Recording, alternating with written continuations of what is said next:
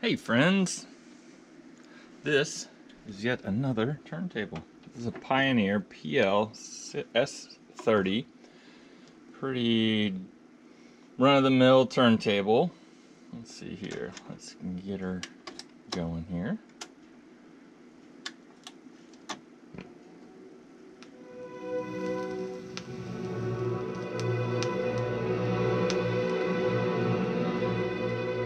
All right, so this turntable needed a lot of cleaning. It was pretty much obvious that it had sat around and gathered some dust. So I started with the cleaning, and then the cartridge that was in it was bad, so I put another cartridge in it. It's an Auto Technica generic cartridge, but it has a new stylus, so it has many hours of playing time left on it, and then it has a guard as well. The belt was bad, so it's got a new belt. The tone arm return function did not work. It was gooed up from old lubricants, and so I put some, I cleaned it out and then put some new in. And then while I had it open, I went ahead and lubricated everything else, so it's doing really awesomeness. And then let's see here, the tone arm lift and descent is really good. The lift is the anti-skate likes to pull it, so yeah, got that. There we go. And then the cut works just fine. Great, good stuff, good stuff. It only does 33 and a third and 45. When I was testing the first record, I noticed that it sounded like it was running a little fast, so I put the little meter on it, and it was running at about 40. Here, let's get the return. There we go. And then dialed it back. The adjustment for this style Pioneer is under here, and you just roll it around until you get to this position where you can see the motor in the belt, and then right here is your 33 and 45 adjustment. Sometimes the potentiometers are rough and you have to move them around a little bit before they'll start making good contact. In this case, they were just fine. I just adjusted it a hair, put the meter back on it, adjusted it a little bit more. And let me show you what I mean when I'm talking about meter. There's an app that you can download on your phone, and it's free, and it's called RPM, and you basically just do the deal here. Let's cover this up so we don't accidentally ruin a new stylus. Okay, and you get it going, and let's see here, that's running 33.8. Okay, and depending on where you put it, some of the times it's going to run like right on, some of the times it runs a little slow. There we go. Let's see here. It's 33.8.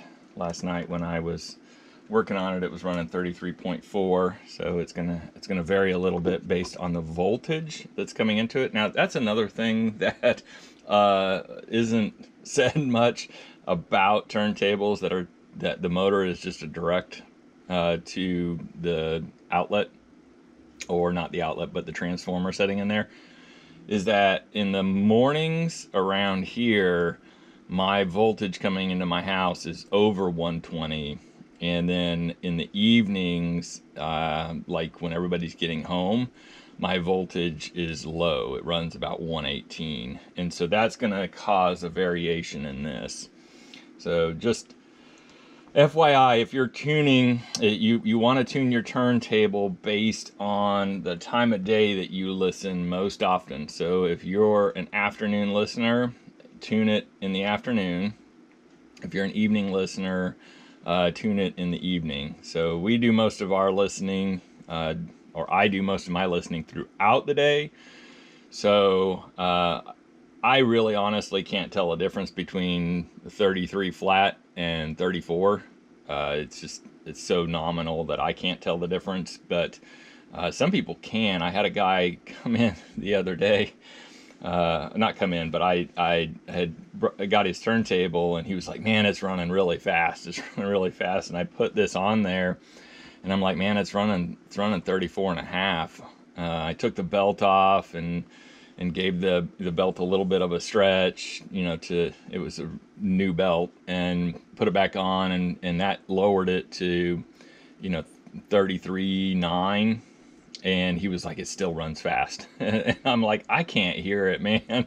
And the motor was not adjustable on that one. So you would actually have to take the spindle off of the motor and take it down just a little bit.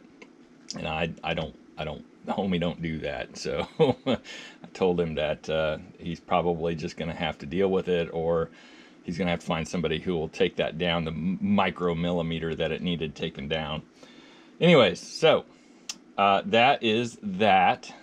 And this player is good, great, awesome. I did want to say that on the cover, it does have wear marks, like here, here, here, here, and here. So it's not pristine, but it is in really good, it's presentable. Somebody could take and actually buff these out. I don't, unless I'm working on like a $200-300 and higher unit, you usually don't take these over to the buffer, just because it's really time consuming to get deeper gouges out. The lighter stuff, like just the swirling, I can get that out really quick, but these take some time. And you don't want to like just focus on just this area, because somebody will be able to see it. It'll make a wobble in the plastic. So you got to do the whole thing. Can't just do the one piece. So with that, thumbs up. Thanks for watching. Like, subscribe, and I'll see you on the flip side.